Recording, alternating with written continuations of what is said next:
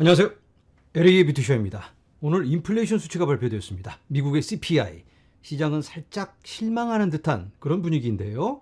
자, 시장의 상황 살펴보도록 하겠습니다. 비트코인 인플레이션 우려와 함께 암호화폐 규제 맹공격 속에 5만 9천 달러 이하로 폭락.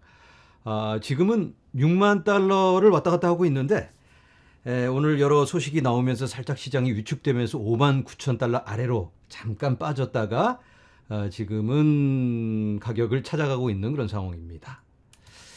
자, 9월의 물가 상승률 2.4%로 예상 뛰어넘어 예상보다는 좀 높게 발표됐다.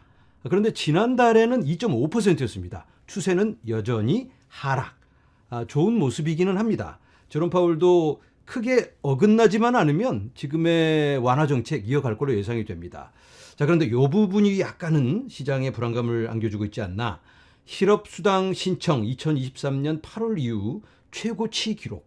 연준이 지금 가장 신경 쓰고 있는 게 고용입니다. 고용.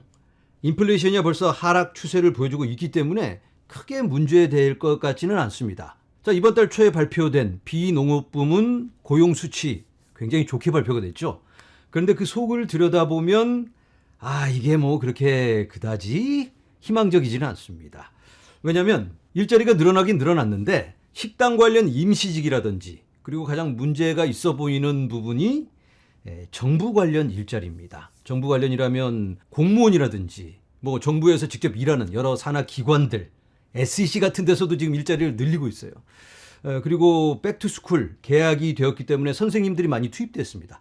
그런 시즈널한 직업을 빼고 시즌을 타지 않는 선생님 빼고 다른 일자리만 봐도 어마어마하게 늘었습니다. 이건 어떻게 봐야 될까요? 대선을 앞두고 포장하기, 일자리를 늘리기 위해서 억지로 정부 기관 관련 그런 일자리를 늘린 게 아닌가. 이런 모습이 포착되고 있었고요. 그리고 또 한 가지는 9월 달에 일했던 모든 시간, 일한 시간 있잖아요. 8월 달에 비해서 늘어나질 않았습니다. 일자리는 늘어났는데 일한 시간은 늘어나지 않았다. 이거 굉장히 또 불안한 수치이기도 하죠. 그리고 이런 고용 수치는 시간이 지나고 나면 또 보나마나 하향 조정을 하게 될 겁니다.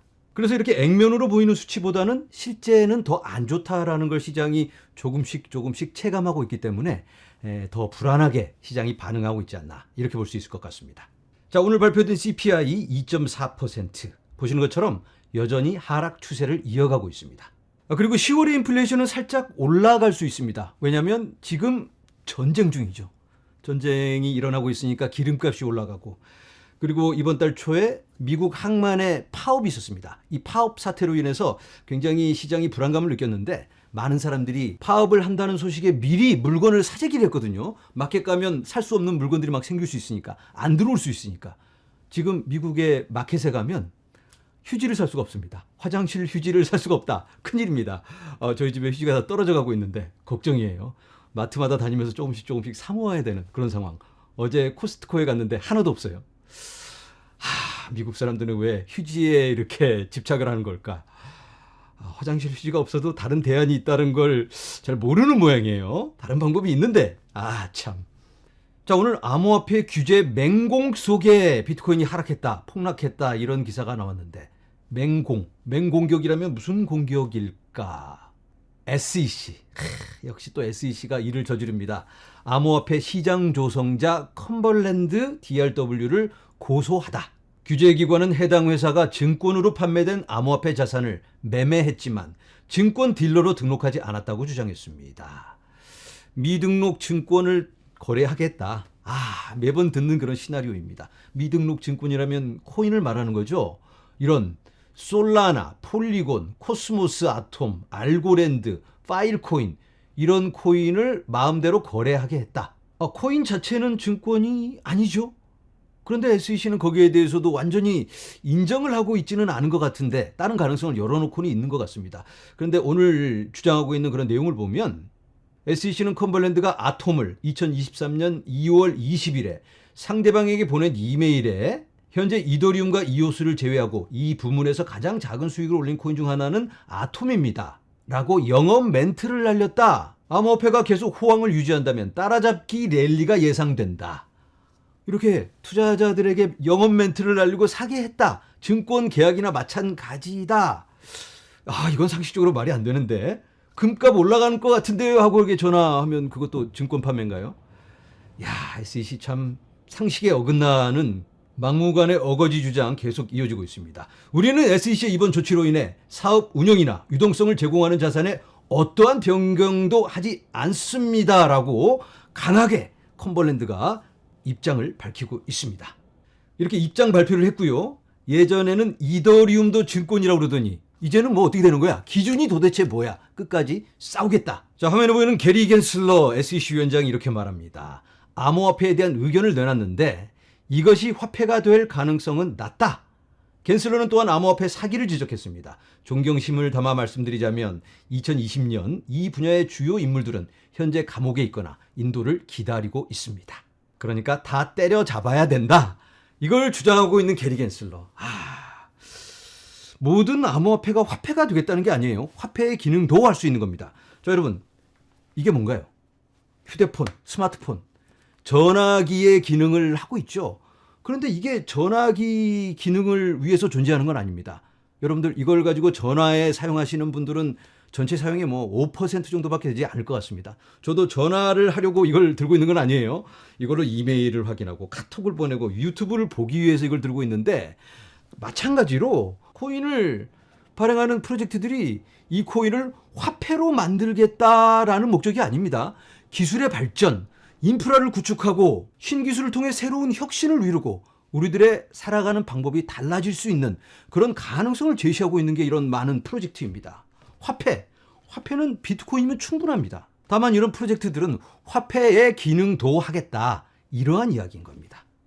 부여받은 임무를 완수하기 위해서 끝까지 책임을 다하는 게리 겐슬러.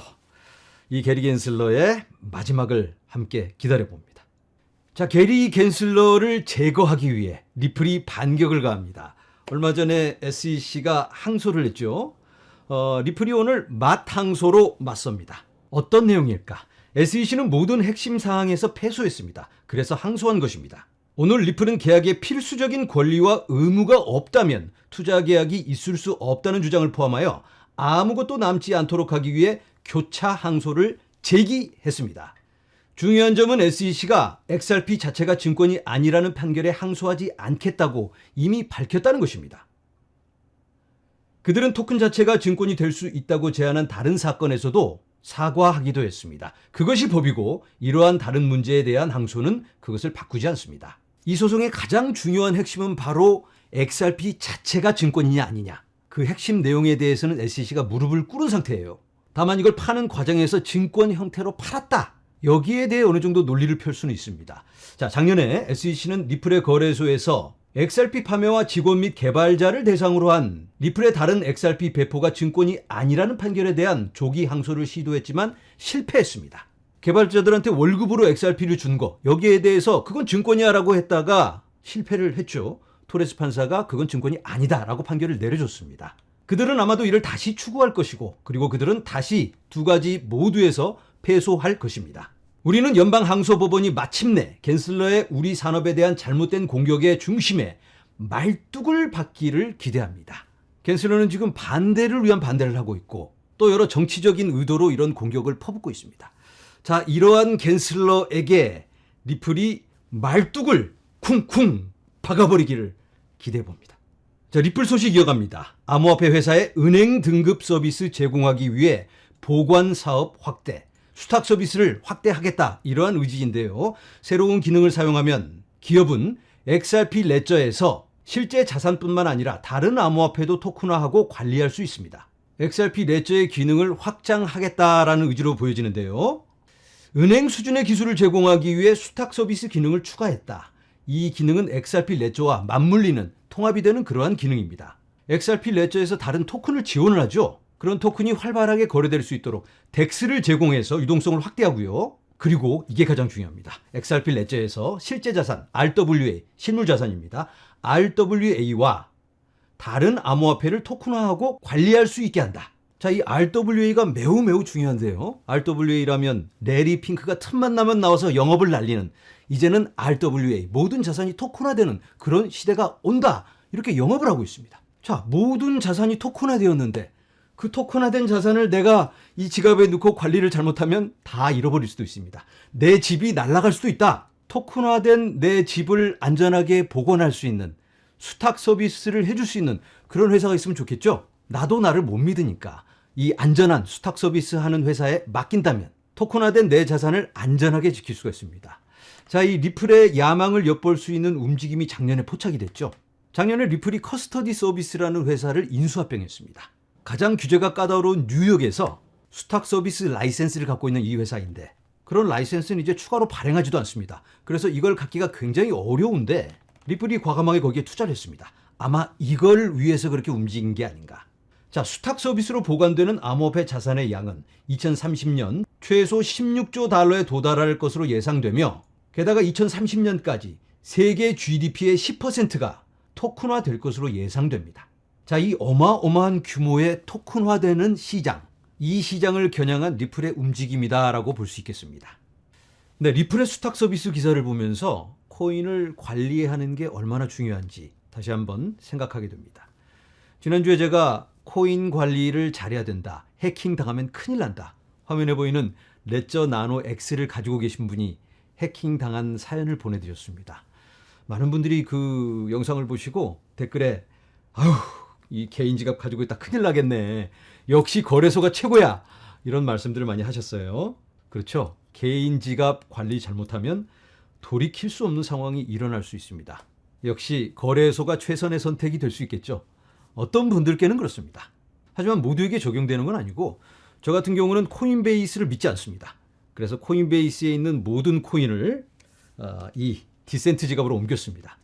왜냐하면 코인베이스 측에서 정상적인 방법으로 로그인이 돼서 코인이 옮겨졌다, 핸드폰을 통해서 인증까지 됐어 하고 우기면 찾을 방법이 없습니다.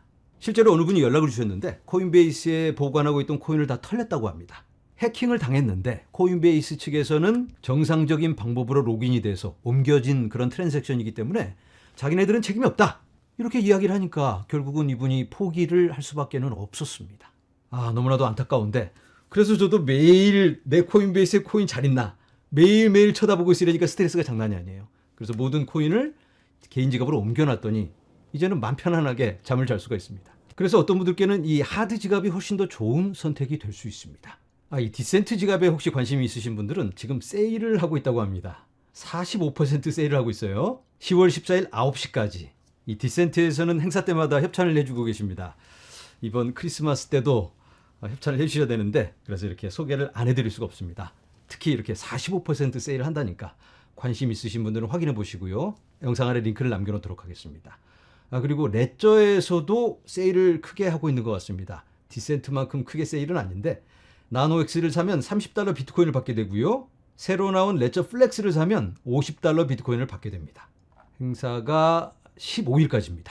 자, 제가 지갑을 이렇게 소개해드리고는 있지만 모든 분들을 위한 게 아니다 라고 다시 한번 말씀드립니다.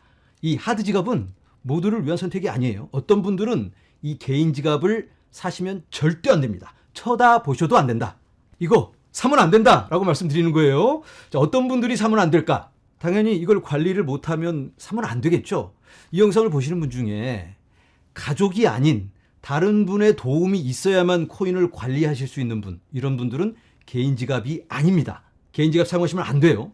그리고 코인 관리를 잘 하시는 분도 개인 지갑, 이런 개인 지갑의 원리를 분명하게 이해를 하고 계셔야 되는 겁니다. 어느 분은 지문형 지갑이라니까 내 손가락을 떼가지만 않으면 이거 안전하네, 내 손가락만 꼭 붙들고 있으면 문제없다, 이렇게 생각하시는 분들이 계시더라고요.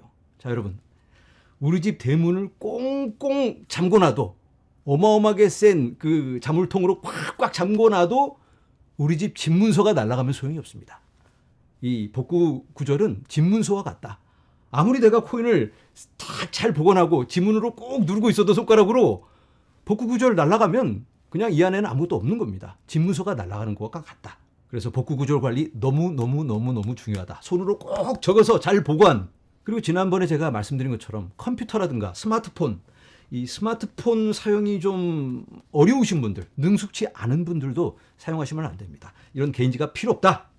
업데이트도 해야 되고 무슨 펌웨어를 업데이트해라, 새로 기능이 추가됐다. 그러면 이거 잘못 업데이트하다가 큰일 나는 겁니다. 그리고 컴퓨터가 해킹이 된다든가 핸드폰이 해킹돼서 내 비밀번호가 유출된다면 이것도 큰일입니다. 어느 분은 에어갭 지갑이면 된다 이렇게 말씀하시는 분도 계시는데 에어갭이란 건 인터넷 접속이 아예 안 되는 이런 QR코드를 사진으로 찍어서 분리가 된 상태에서 트랜잭션을 사인하게 되는 겁니다. 그런데 이상한 QR코드를 스캔하면 어떻게 되죠? 그럼 날아가는 겁니다. 인터넷 접속이 없어도 위험하다.